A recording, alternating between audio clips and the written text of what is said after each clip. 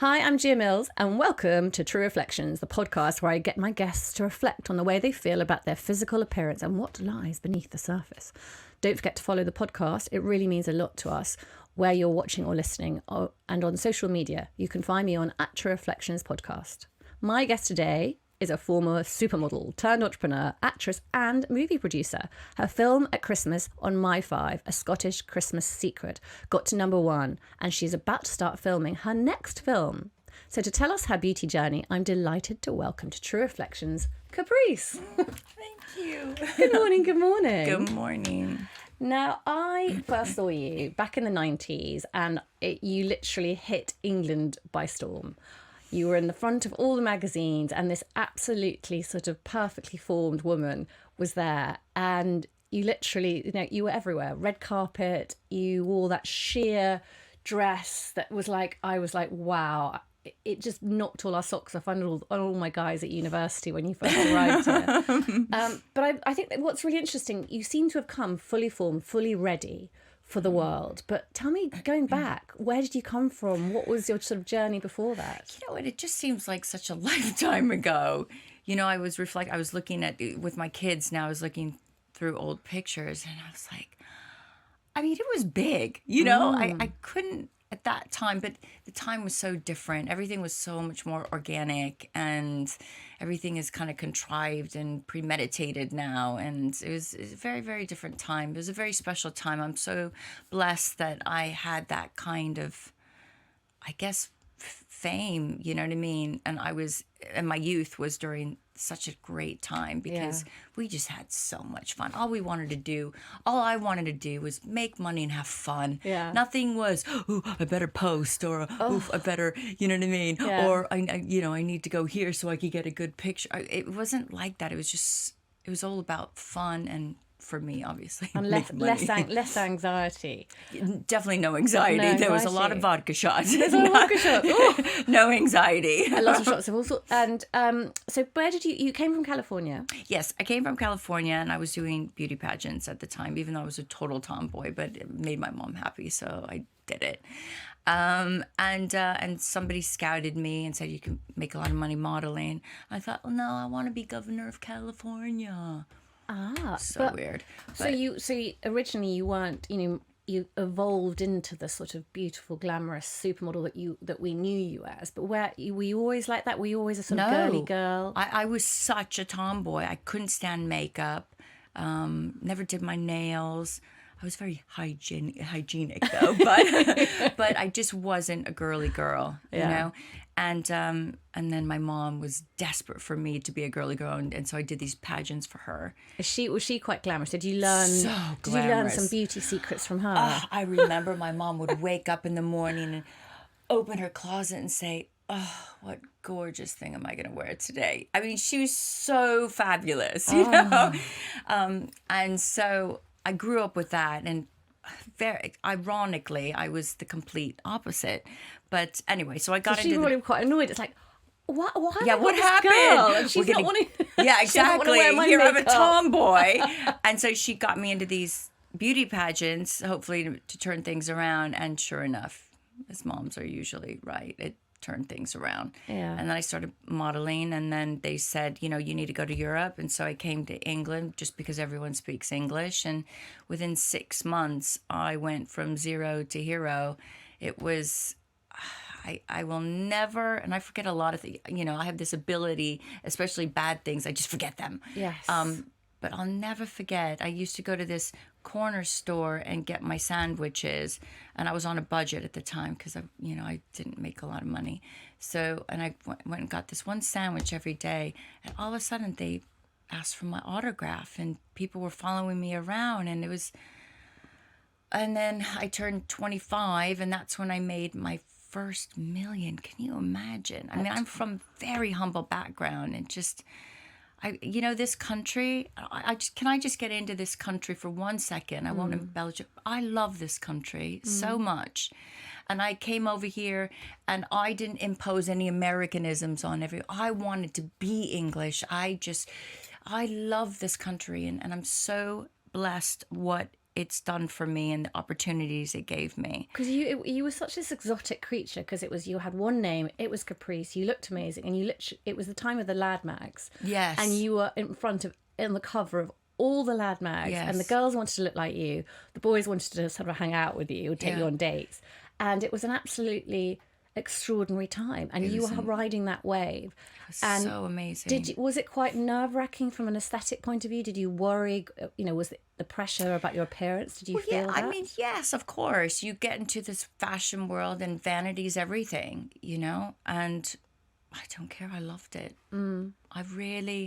I am so blessed that my heyday was during that time and not today. Yeah. Because it was a very special time. It was a fun time. Everyone just wanted to have fun. Did you feel the pressure though about looking a certain way? Yes, of course. I've always felt the pressure, even to this day, and we'll go through all the stuff that I've done because you know me, I'm very transparent. And I want to share the wealth with other girls because I'm 54 right now and I have some really amazing secrets that I could share. But you are glowing and gorgeous, but there must have been some fails back in the day. What were some of the things that you were like, oh my God, that was my biggest makeup fail that went wrong? Oh, there were a lot of makeup fails. There were a lot of clothes fails too. Even my kids were saying to me, Mommy, what were you thinking? I mean, they're only 12 years old and they were sitting there insulting me. That is a horrible outfit. You're wearing pink and black leopard pants. This was to the music awards. And a bandeau white leather thing, and half my hair is black, half my hair is white, and red shoes. I don't know what I don't think I was thinking at all. It was like, did we get dressed in the dark? I know it was a major fail. But I think you carried it off. You had such great style. But I'll never forget, if anyone looks up on YouTube or not on YouTube, on Google, the picture of you in that sheer black dress. It was like that Cher dress. It looked so amazing, and the confidence. You must have quite a lot of innate confidence in your appearance to be able to get up in front of the red carpet and all those photographers. You know what's so strange? I never had a lot of confidence, but I have to be honest with you. When I started to make money, that did give me a lot of confidence. It motivates you. For me, it motivates me, obviously, especially when you come from nothing and all of a sudden you have the freedom and you don't have these worries to pay bills and I was eating pad thai and bagels and cream cheese because that's all I could afford at one point, so it did give me this freedom and also just the adoration, and I went through a stage where I believed my own BS. Yeah. I believed my own hype, and that gave me confidence as well. And I think that comes across because you did, it was tough for women. They were very, there was a level of objectification, but actually I think in many ways, If you're using that to make money, to give yourself security, it's like, hell yeah. 100%. You know what? You have to work to your strengths. And I wasn't particularly academic. And I didn't have a lot of opportunity, but God blessed me I was a good-looking girl. And I wasn't particularly tall. A lot of the models are these, Glamazonians, and I'm just a little 5'8" little thing, And so in the model world, it wasn't particularly, but I had an attitude, and I had the figure, and I was something different, I had the bleach white hair, and I just, and I found the lad mags and I went for it and I found that niche. And then what's really important as well is that you evolve and you change, So I was doing one cover somewhere in Europe for 15 years. I was on the cover of somewhere. You've been on the cover of 350 magazines, I think. It's crazy. We saw. It's crazy. That is a lot. You've seen all the makeup tricks, all the makeup artists. Yes. Did they ever do anything that you were like, I've worked with people like Joanna Lumley and stuff, and they know exactly what their face is. She sometimes comes with her own makeup and says, I like this. I like it done like this. No, you don't do it like that. That's how it is with were me. you know your face, you know what works. I know my face. And if I do, normally I've had the same makeup artist for, Danny, I don't even know, forever. But if, occasionally I'll have somebody new, I say, yes, I need the cat eye. I want because I don't like the fake lashes all the way. So I do a halfie. You're very good at feline. Yes, it works for me and my face. And even with my hair color, I look like, what you call her? What is the one on that movie where she has half white and half? A Corella. Corella, I have Corella. a total Corella thing. But I don't care. I don't have extensions. Your hair, that's no extensions. No, feel it. Feel my head. You've got amazing hair. What do you take any biotin or anything? Yeah, I'm going to get into everything because I take a ton of stuff, but I'll tell you what really, really works. For hair? For yes, my hair. The NAD is what did this to me. The NAD just changed my life. And also I take something called Shilajit. Okay. That gives you, I have so much energy. And also this other, you've got to I need to write all these things down. No, you need to write this because we're going to put these in the show notes. It's been a game changer in my life. There's another product from BioBody called, it's PC. I'm going to write all the BioBody.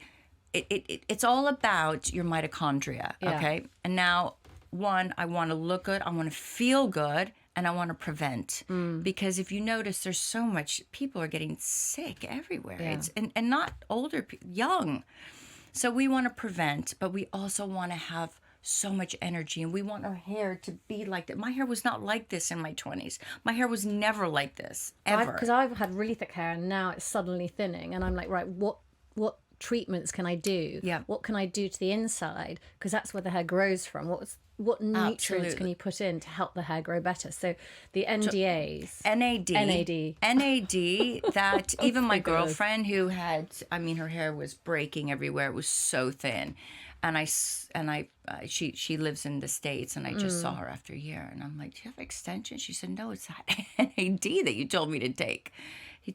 Her hair looks amazing. Yeah. So NAD, Shilajit, because what we want to do as well, it's about repairing our mitochondria. That gives us more energy, but it also prevents every disease, everything. Yeah. So the BioBody PC, that is great. I'm gonna check all these things out. It is amazing for your mitochondria. And you have such power. Because when a woman looks good, other women want to know, what is she doing? Ask me anything. I want to share it all. But it's like with the sort of Liz Hurleys, who's quite a bit older than you, but all the women who are maturing so beautifully. Yes. We all what are they doing? Yes. It's the secrets. Yes. And I remember, I think I did your makeup years ago, very briefly, like 15, 20 years ago. And I remember the girls saying, because you've got your wonderful lingerie brand. Yes. And everyone said, as soon as you get in the lingerie, you sell it. If you're in the picture of you sell it. If it's another model, it doesn't sell. And you sell stuff, and it's phenomenal when a certain person can talk about authentically products they use, show themselves in certain clothes. Yeah. People aspire, and it's really interesting to hear. Tell me what's your favorite makeup product? Give me your favorite stuff that you go to. Okay, my makeup that I love, like the foundation that I've been using for 5,000 years, is the Silk Armani. Okay, yeah. I love it, especially when you get older and with the cracks that may have, it doesn't crack me. Is that the luminous silk? Yes, I love that. It's a popular one on the show. A lot of people. Yeah, I love it. Yeah. I absolutely love it. And weirdly enough, Kylie Jenner's brand, her lippies, I love, and her eyeshadows, they're very pigmented, so I don't have to use a lot. Yeah. And I do love that. And actually, I know they're here around. I love their eyeshadow. I've been using that for literally. The sticks? Or No. It's the old. It's been around for literally. I've been using that for 25 years. It's just in a small. It's just your basic browns. Shadow palette. I love that. And again, the pigments are very, very good, and you could blend it really, really well. So it's a great product. They do really, really good shadows. Really good shadows. So it's all, because you find your favorites and you then stick with them, and you're like, I just love these. And I'm a big fan of Bobbi Brown, the Kylie Jenner. I've got coming over a guy who I work with who tans them, and he's coming over to do a little thing, but he's literally travels the world with the Jenners tanning them, because I think when you've got that bit of colour as well, a bit of tan, You just look so much. And Yeah. now, especially for me, I've stopped going out in the sun and I just get these spray tans all the time. They're brilliant now and they're all natural. Yeah. They don't stink. It's not like you're putting chemicals all over your body. It doesn't stain your... the chemicals, the cosmetic chemists now really know their shizzle, and they know what to do, and they make you look incredible. Yeah. It's true. It's amazing. It's true. Jumping onto something, another area. One thing that I always, I associated you with was obviously the kind of the modelling days, red carpet, etc. But you also have been in 300 TV movies and films, and you're now producing your own TV. I know. Show, This is a Christmas show. You know what's incredible? Well, nobody would hire me. Maybe it was just me getting older, or maybe they just stereotyped me as just a model and she can't act. They didn't even give me a shot. So I just thought, you know what?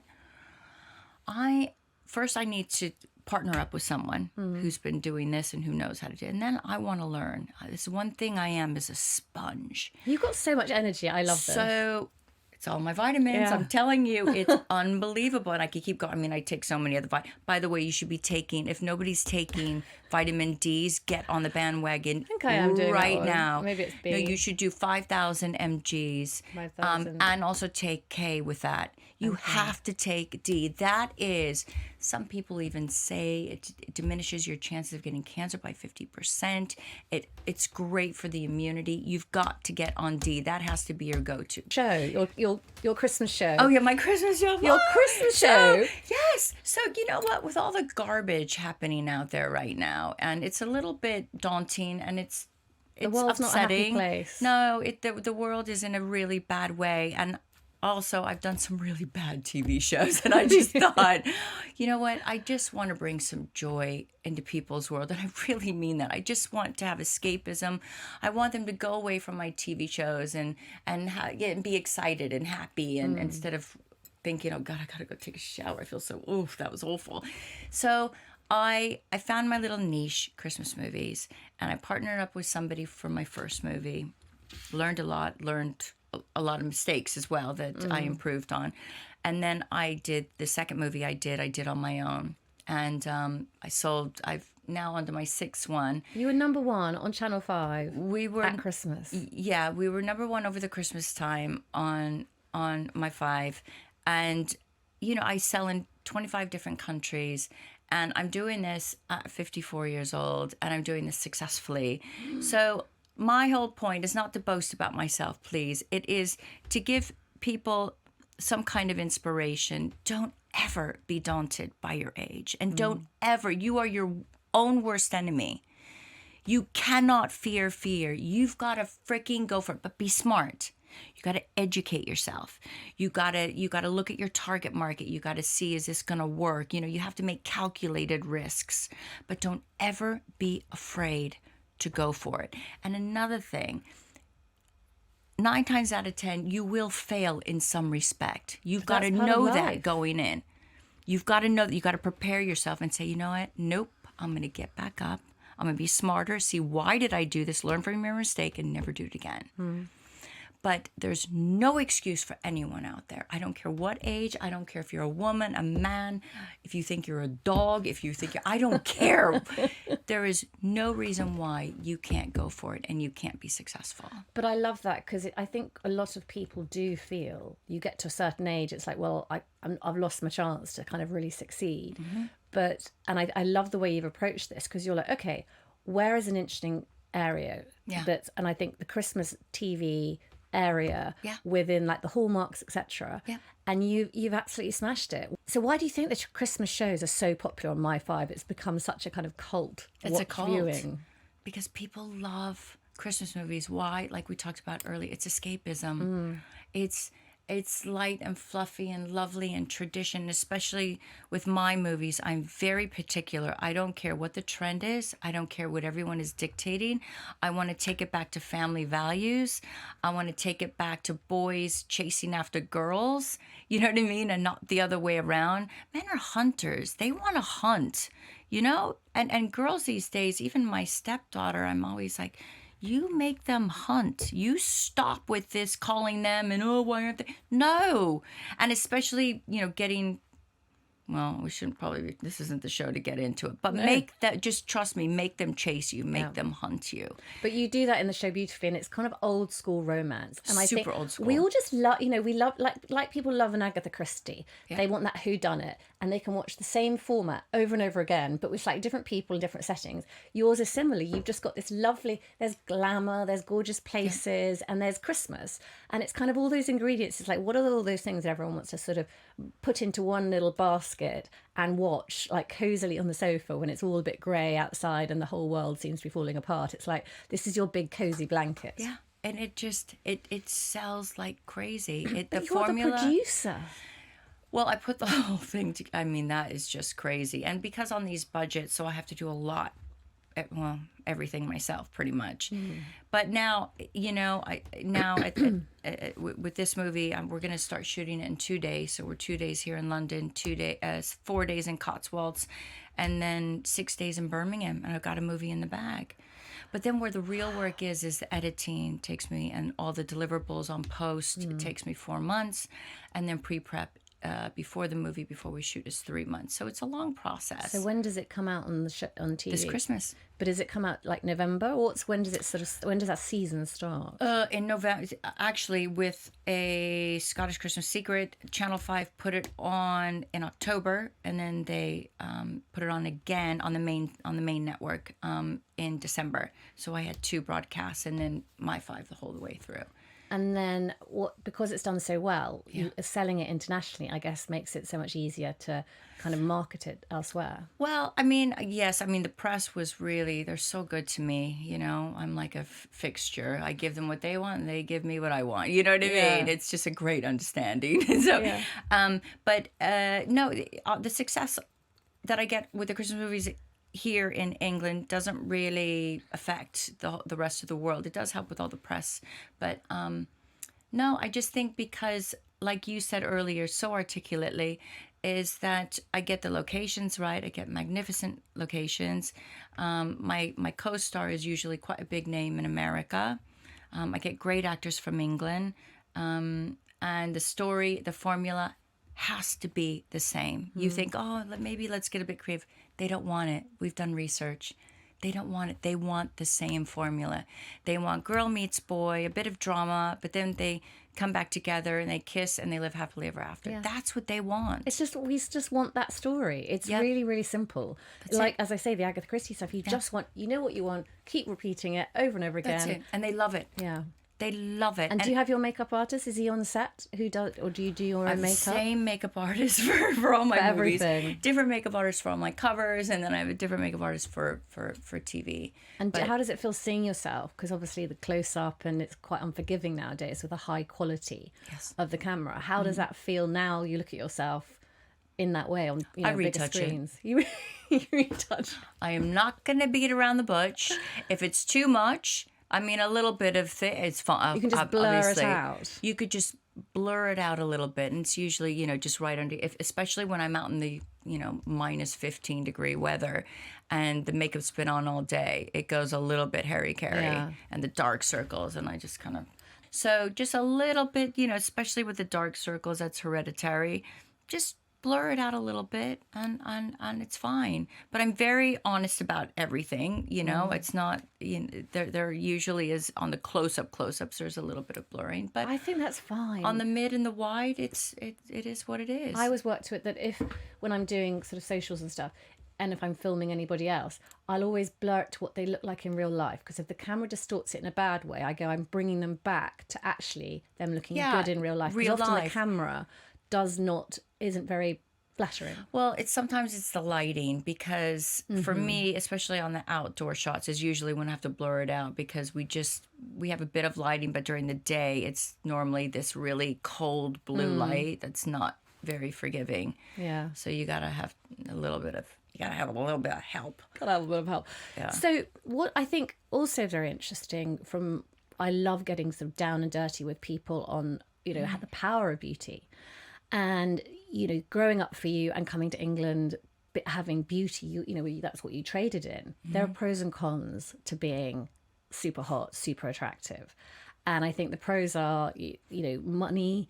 You can get super hot boyfriends. You had some incredible boyfriends back in the day who everyone used to sort of go, "Oh, he's fit. Well done, you." It was I was always very impressed with who you were stepping out with. So there's a sort of a pro of it all. And I guess, sort of Callum Best and there were so many, honey. I can't even remember. I read that you dated the certain Mr. Prince was the former Prince Andrew at one point.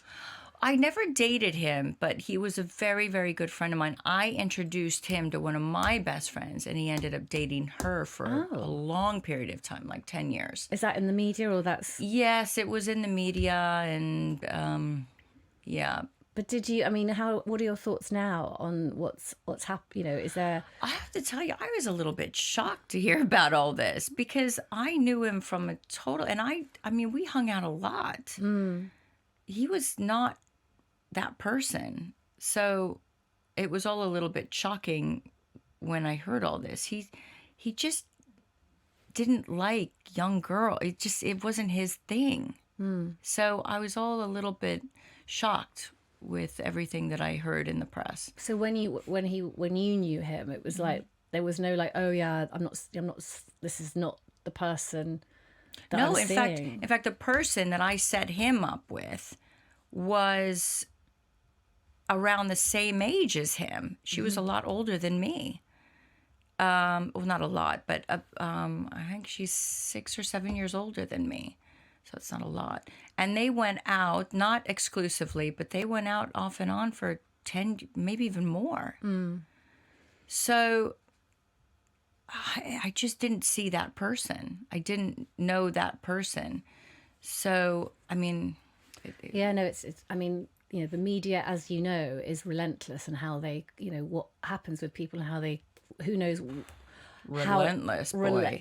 We're seeing it at the moment, the media. Wow. But you obviously also are very smart in knowing how to talk to the media. I just tell them the truth. Yeah. I just tell them the truth. They could see BS a mile away. You cannot BS the press. Because you probably had been burnt, learnt quickly, and now know how to sort of speak. Oh my goodness, when I was younger, sometimes you would tell the press what they wanted, so you wanted to come across as a certain kind of person. And I learned my lesson really fast. They caught me on it, and I just thought, you know what? Because they were really, in the 90s, they were all over everyone in such a sort of the tabloid media back in the day. At that time, I was in the press every single day, and the stories they found out about me, like nobody knew. Like nobody. Yeah. Except maybe my mom, because I told my mom everything. And I was just, that was you were talking about the pros and cons of this whole fame thing. There were definitely more pros. And like you said, the hot guys and the crazy money just because of the way I looked. Obviously, I took it as a business. I was very entrepreneurial as well. Yeah. I was selling my own covers. Nobody else was doing that. And I was making, six figures just by selling my own pictures. Nobody was doing that. And I was one of the first people to brand my name, to do the license deals. That wasn't anything. Yeah, Al McPherson did it in Australia. And then that's when I called up Terry Green. He was the head of Debenhams at the time, and Debenhams was the big thing. And I said, listen, I have this idea. I step out and it's the cover of the Sun, and I'm not utilizing this. And, you create awareness and you create sales. So license, I'll give you my name, and you put the investment in. I know it's a few million to start a brand. I get it. But you will get a return on this. You're going to make or just put my name on the back of your existing brand. Let's do 4 lines. Let's just do it. And I know that from when I spoke to your guys years ago, if you're in the underwear and the lingerie, it's sold. It's sold. But not only that, even the bigger picture that I tried to tell Terry Green is that your footfall. Yeah, my products will sell, but I'm going to get people in your shop. And then you can upsell into getting them to buy other things. It's a win-win here. And good on him. This was a totally new concept, and he went with it. And it was the biggest success. It was huge. I'm so impressed with what you've gone on to do, because I think when attractive women utilize their beauty to good, to sort of, to make money, and you do a lot of stuff with charities, etc. But when women know and step into their sort of spiritual terms and stuff, but step into their power and actually go, right, I'm going to use this in a clever way to secure my future and to sort of create stuff. Create a brand. And I think, it's beauty for good. It's utilizing the beauty. Don't feel bad about it. Don't feel like, oh my God, everyone wants to, men chatting me up, whatever. It's like, no, let's use this in a really good way. Oh my goodness. I mean, especially coming from absolutely, you are an inspiration. It's really it's humble lovely. background, but it's a lot of work. Yeah. And you have to work smart. And there's been so many lessons learned over the years. And the place that I'm at now, I'm just, thank God.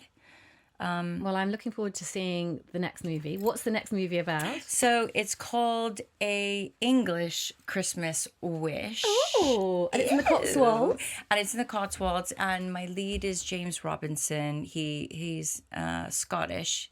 He lives here in London. He's brilliant. He's like a Hallmark's favorite, whatever. So and Victoria Econo's in it, and Abby Quinnen. Okay, so we've got a good cast, and you've got a good part. I hope you've written a good bit for I'm you. the lead. Are you joking? Of course, I'm the one who's selling this thing. Well, exactly, because when you put your name to stuff, it sells and people come. And the second it stops selling, I'll chuck somebody else in it. Yeah. I don't have ego like that. I'm all about just the brand and longevity and making money, and I have no shame in saying that. Well, I love that. And I've learned a lot. A big thank you to Caprice. She's coming back. That is it for True Reflections this week. If you enjoyed today's episode, please subscribe wherever you're watching or listening. You can find me across your social media by searching at True Reflections Podcast. You can also explore my Skin Emotion cosmetics range to help boost your confidence at skin.in.motion. I'll be back next week with another celebrity to talk through their beauty experiences, their favourite products, and delve deeper into how the ideals of beauty shapes not just our physical appearance, but the core of our identities. Until then, have a lovely week.